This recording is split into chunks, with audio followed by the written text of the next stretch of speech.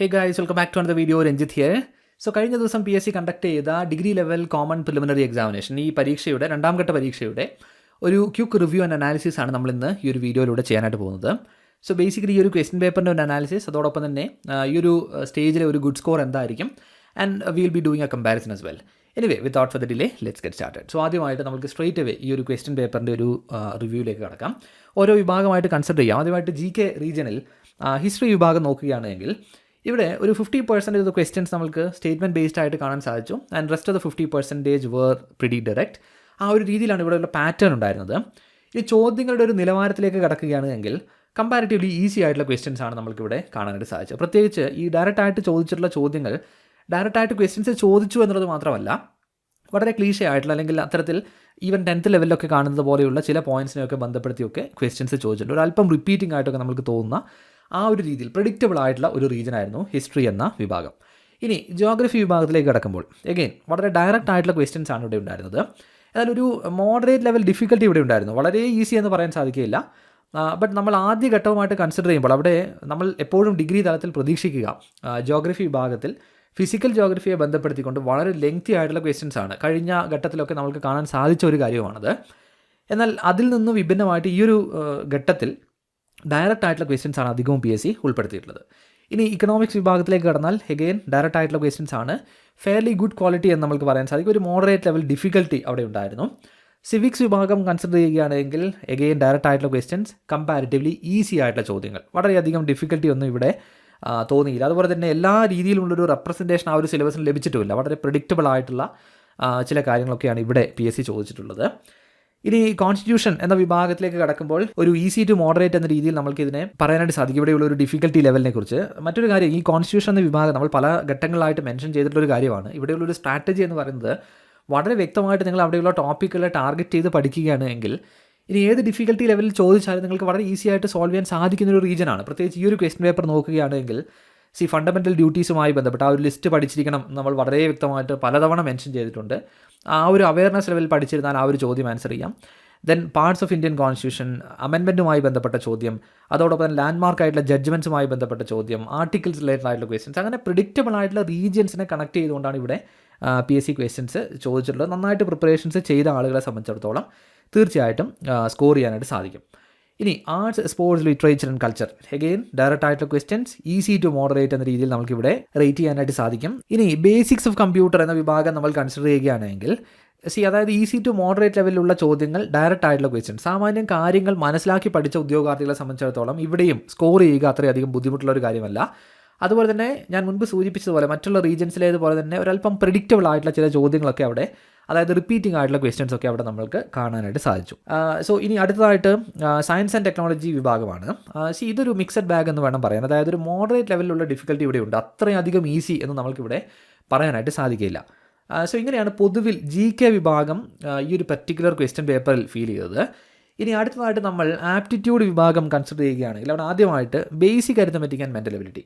ഇതാണ് യഥാർത്ഥത്തിൽ ഈ ഒരു പർട്ടിക്കുലർ ക്വസ്റ്റ്യൻ പേപ്പറിൽ അല്പം ഒരു ക്വാളിറ്റി ഉയർന്നു നിന്ന അല്ലെങ്കിൽ അത്രയധികം ക്ലീഷേ അല്ലാത്ത ഒരു വിഭാഗം എന്ന് നമുക്ക് പറയാൻ സാധിക്കും. സാമാന്യം നല്ല നിലവാരത്തിലുള്ള ചോദ്യങ്ങൾ നമ്മൾക്കിവിടെ കാണാനായിട്ട് സാധിച്ചു. ബേസിക്സ് ഒക്കെ ടെസ്റ്റ് ചെയ്യുന്ന രീതിയിൽ ഒട്ടും തന്നെ ക്ലീഷേ അല്ലാതെ ഒരു മോഡറേറ്റ് ടു ഡിഫിക്കൽട്ട് എന്ന രീതിയിൽ റേറ്റ് ചെയ്യാൻ സാധിക്കുന്ന വിഭാഗം തന്നെയായിരുന്നു ഇവിടെയുള്ള ബേസിക് അരിത്തമെറ്റിക് വിഭാഗം. And now general English was actually pretty easy. വളരെ ഈസി ആയിട്ടുള്ള അല്ലെങ്കിൽ സാമാന്യം നല്ല രീതിയിൽ പ്രിപ്പറേഷൻസ് ചെയ്ത ഉദ്യോഗാർത്ഥികളെ സംബന്ധിച്ചിടത്തോളം ഒട്ടും ചലഞ്ചിങ് അല്ലാത്ത ഒരു വിഭാഗമായിരുന്നു ജനറൽ ഇംഗ്ലീഷ് എന്നത്. ഈവൻ അവിടെയുള്ള വൊക്കാബുലറി റീജിയൻ കൺസിഡർ ചെയ്യുകയാണെങ്കിൽ പോലും അത്രയധികം ഡിഫിക്കൽട്ടി ഇവിടെ നമുക്ക് ഫീൽ ചെയ്തില്ല. ഇനി അടുത്തായിട്ട് മലയാള വിഭാഗമാണ്. മലയാള വിഭാഗം ഒട്ടും തന്നെ വളരെ ക്ലീഷേ ആയിട്ടുള്ള ചോദ്യങ്ങളൊന്നും ഇവിടെ നമുക്ക് കാണാനായിട്ട് സാധിച്ചില്ല. അല്ലെങ്കിൽ ആ ഒരു വിഭാഗത്തെ വളരെ ക്ലീഷേ ആയിട്ട് നമ്മൾക്ക് തോന്നിയില്ല. ഒരു മോഡറേറ്റ് ടു ഡിഫിക്കൽട്ട് എന്ന രീതിയിൽ തന്നെ, അല്ലെങ്കിൽ മോഡറേറ്റ് ലെവൽ ഡിഫിക്കൽട്ടി തീർച്ചയായിട്ടും മലയാള വിഭാഗത്തിൽ നമുക്ക് തോന്നും. സാമാന്യം നല്ല നിലവാരത്തിലുള്ള ചോദ്യങ്ങൾ തന്നെ ഉൾപ്പെടുത്താൻ പി എസ് സി ശ്രമിച്ചിട്ടുണ്ട് എന്നുള്ളതാണ്. ഇനി അടുത്തായിട്ട് നമ്മൾ ഒരു overall quality and difficulty level എന്നൊരു കാര്യം കൺസിഡർ ചെയ്യുമ്പോൾ ഒരു മോഡറേറ്റ് ലെവൽ ഡിഫിക്കൽട്ടിയിലുള്ള ഒരു ക്വസ്റ്റ്യൻ പേപ്പർ തന്നെയായിരുന്നു അത്. എന്നാൽ ക്വാളിറ്റി ഉണ്ടോ എന്ന് ചോദിച്ചാൽ ഗ്രാജുവേറ്റ് ലെവലിലുള്ള ഒരു പരീക്ഷ എന്ന രീതിയിൽ കൺസിഡർ ചെയ്യുമ്പോൾ തീർച്ചയായിട്ടും അതിൻ്റെ നിലവാരത്തിലുള്ള ചോദ്യങ്ങൾ അവിടെയുണ്ട്.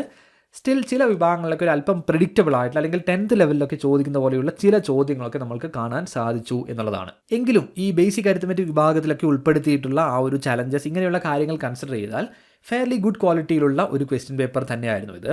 ഇനി നമ്മളിതിനെ ആദ്യ ഘട്ടവുമായിട്ട് കമ്പയർ ചെയ്യുമ്പോൾ ആദ്യമായിട്ട് സൂചിപ്പിക്കാനുള്ള ജി കെ വിഭാഗമാണ്. ജി കെ വിഭാഗത്തിൽ നമ്മൾക്ക് ആദ്യഘട്ട പരീക്ഷയിൽ കാണാനായിട്ട് സാധിച്ച ഒരുപാട് സ്റ്റേറ്റ്മെൻറ്റ് ബേസ്ഡ് ആയിട്ടുള്ള ക്വസ്റ്റ്യൻസ് ഉൾപ്പെടുത്തുന്നു. സ്റ്റേറ്റ്മെൻറ്റ് ബേസ്ഡ് ആയിട്ടുള്ള ചോദ്യങ്ങൾ ഉൾപ്പെടുത്തുന്നു എന്നുള്ളത് മാത്രമല്ല, അത് തന്നെ വളരെ ലെങ്തി ആയിട്ടാണ് PSC ആ ഒരു ക്വസ്റ്റ്യൻ പേപ്പറിൽ ഉൾപ്പെടുത്തിയിരുന്നത്. പ്രത്യേകിച്ച് ഞാൻ മുൻപ് സൂചിപ്പിച്ചതുപോലെ ജിയോഗ്രഫി വിഭാഗമൊക്കെ നമ്മൾ നോക്കുകയാണെങ്കിൽ വളരെയധികം ഒരു ഡിസ്പാരിറ്റി നമ്മൾക്ക് ഫീൽ ചെയ്യും. എന്നാൽ രണ്ടാമത്തെ ഘട്ടത്തിലേക്ക് വരുമ്പോൾ അവിടെ GK വിഭാഗത്തിൽ ഒരുപാട് ടൈം കൺസ്ട്രെയിൻ്റ് ആയിട്ടല്ല PSC ക്വസ്റ്റ്യൻസ് ഫ്രെയിം ചെയ്തിട്ടുള്ളത്. അതുപോലെ തന്നെ ഞാൻ മുൻപ് സൂചിപ്പിച്ചതുപോലെ വളരെ ഡയറക്റ്റ് ആയിട്ട് ഒരല്പം ക്ലീഷേ ആയിട്ടുള്ള ചില ചോദ്യങ്ങളൊക്കെ അവിടെ ഉൾപ്പെടുത്തിയിട്ടുണ്ട്. ഇനി രണ്ടാം ഘട്ടത്തിൽ ഓഫ് കോഴ്സ് നിലവാരം കൊണ്ട് വേറിട്ട് നിന്നത് basic arithmetic and mental ability എന്ന റീജിയൻ തന്നെയാണ്. അവിടെ നല്ല നിലവാരത്തിലുള്ള ക്വസ്റ്റ്യൻസ് തന്നെ ഉൾപ്പെടുത്താൻ PSC ശ്രമിച്ചിട്ടുണ്ട് എന്നുള്ളതാണ്. സോ ഈ രീതിയിലാണ് നമുക്ക് ഈ രണ്ട് ഘട്ടങ്ങളെയും കമ്പയർ ചെയ്യാനായിട്ട് സാധിക്കുക. ഇനി what is A good score on this particular paper? So ഇതിന് രണ്ട് പെർസ്പെക്റ്റീവിലാണ് നമ്മൾ പറയുന്നത്. ആദ്യമായിട്ട് വളരെ സോളിഡായിട്ട് പ്രിപ്പറേഷൻ ചെയ്ത് അതേപോലെ തന്നെ അത് എക്സിക്യൂട്ട് ചെയ്യാൻ സാധിച്ച ഉദ്യോഗാർത്ഥികളെ സംബന്ധിച്ചിടത്തോളം ഈവൻ ഒരു 65+ ഒക്കെ ഈ ഒരു പർട്ടിക്കുലർ ക്വസ്റ്റ്യൻ പേപ്പറിൽ സ്കോർ ചെയ്യാനായിട്ട് സാധിക്കും. ഈ രണ്ട് കാര്യങ്ങളും ഇമ്പോർട്ടൻസ് ഉള്ളതാണ്. അതായത് സോളിഡ് പ്രിപ്പറേഷൻ എന്ന് മാത്രമല്ല, അത് അതേ രീതിയിൽ തന്നെ എക്സിക്യൂട്ട് ചെയ്യാനായിട്ടും സാധിക്കണം. കാരണം ഇവിടെ ഈ ബേസിക് അരിത്തമെറ്റിക് വിഭാഗത്തിലൊക്കെ സ്റ്റക്കായി നിന്ന് പോയിട്ടുള്ള ആളുകളെ സംബന്ധിച്ചിടത്തോളം എഗെയിൻ ഇത് ടൈം കൺസ്ട്രെയിൻ്റ് ആയിട്ട് ഫീൽ ചെയ്യും, ആ ഒരു ഡിഫിക്കൽട്ടി ഫീൽ ചെയ്യും. എന്നാൽ എക്സിക്യൂഷനിലും അത്തരത്തിലൊരു പെർഫെക്ഷൻ ഉണ്ട് എങ്കിൽ ഈവൻ ഈ സ്കോറൊക്കെ ഈ ഒരു പർട്ടിക്കുലർ പേപ്പറിൽ നേടാം എന്നുള്ളതാണ്. അതിൻ്റെ ഒരു പ്രധാനപ്പെട്ട കാരണം ഇവിടെ ടൈം പ്രഷർ എന്നുള്ളത് കമ്പാരിറ്റീവ്ലി ലെസ്സാണ്. അതായത് നമ്മളിപ്പോൾ ആദ്യ ഘട്ടം ഒരു റെഫറൻസായി എടുത്തുകൊണ്ട് ഈ ഒരു പർട്ടിക്കുലർ ക്വസ്റ്റ്യൻ പേപ്പറിനെ അപ്രോച്ച് ചെയ്യുകയാണെങ്കിൽ അത്രയധികം ടൈം പ്രഷർ ഉണ്ട് എന്ന് നമുക്ക് പറയാനായിട്ട് സാധിക്കില്ല. എന്നാൽ എബവ് ഓൾ നമ്മളിവിടെ കൺസിഡർ ചെയ്യേണ്ട ഒരു പോയിന്റ് എന്ന് പറയുന്നത് ഇതൊരു ക്വാളിഫയിങ് എക്സാമിനേഷനാണ്. അതുകൊണ്ട് തന്നെ അത്രയധികം റിയലിസ്റ്റിക് ആയിട്ട് ഒരു ഗുഡ് സ്കോർ നമ്മൾ ഈ ഒരു ലെവലിൽ ഒരിക്കലും പ്രതീക്ഷിക്കേണ്ടതില്ല.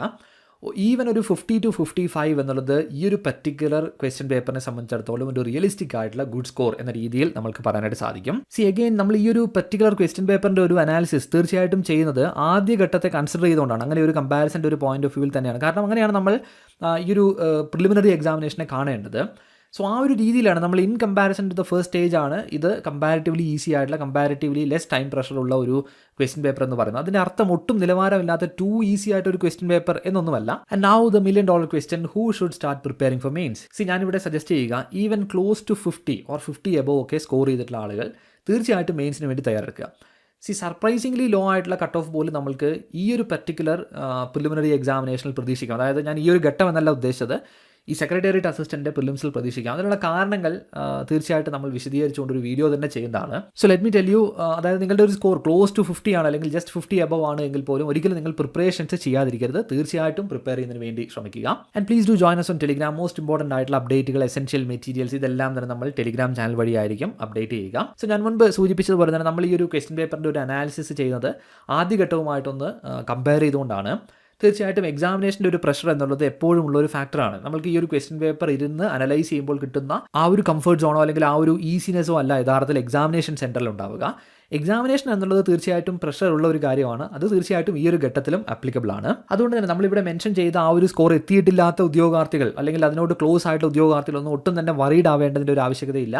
ഞാൻ മുൻപ് സൂചിപ്പിച്ചതുപോലെ തന്നെ തീർച്ചയായിട്ടും നമ്മളൊരു ഡെഡിക്കേറ്റഡ് വീഡിയോ ഇതുമായി ബന്ധപ്പെട്ട് ചെയ്യുന്നതാണ്. കുറച്ചുകൂടി ലോജിക്കലായിട്ട് നിങ്ങൾക്ക് ഈ ഒരു മെയിൻസ് എക്സാമിനേഷന് പ്രിപ്പറേഷൻസ് ചെയ്യണോ അല്ലെങ്കിൽ എന്തുകൊണ്ട് അതിന് ചെയ്യണം എന്നുള്ളൊരു കാര്യം ലോജിക്കലായിട്ട് മനസ്സിലാവുന്ന രീതിയിൽ അതിൻ്റെ കാരണങ്ങൾ വിശദീകരിച്ചുകൊണ്ട് തന്നെ ഒരു വീഡിയോ നമ്മൾ ചെയ്യുന്നതായിരിക്കും. എനിവേ ഇത്രയും കാര്യങ്ങളാണ് ഈ ഒരു ഘട്ട പരീക്ഷയുമായി ബന്ധപ്പെട്ട് സൂചിപ്പിക്കാനുള്ളത്. സോ പരീക്ഷ എഴുതിയ ഉദ്യോഗാർത്ഥികളും അതോടൊപ്പം തന്നെ ആദ്യഘട്ടത്തിൽ പരീക്ഷ എഴുതി ഈ ഒരു പർട്ടിക്കുലർ ക്വസ്റ്റ്യൻ പേപ്പർ സോൾവ് ചെയ്തിട്ടില്ല അല്ലെങ്കിൽ ഈ ക്വസ്റ്റ്യൻ പേപ്പർ ഒന്ന് അനലൈസ് ചെയ്ത ഉദ്യോഗാർത്ഥികളും നിങ്ങളുടെ അഭിപ്രായങ്ങളും തീർച്ചയായിട്ടും കമൻറ്റ് ചെയ്യുക. നിങ്ങൾക്ക് എങ്ങനെയാണ് ഈ ഒരു പർട്ടിക്കുലർ ക്വസ്റ്റ്യൻ പേപ്പർ ഫീൽ ചെയ്തത്? ഏതൊക്കെ വിഭാഗങ്ങളാണ് ഒരല്പം ചലഞ്ചിങ് ആയിട്ട് തോന്നിയത്? ഇത്തരത്തിലുള്ള കാര്യങ്ങളൊക്കെ നിങ്ങൾക്ക് കമൻറ്റ് ചെയ്യാവുന്നതാണ്. And if you first time here, then make sure to subscribe. So thank you so much guys for watching this particular video and I hope to see you in the next one.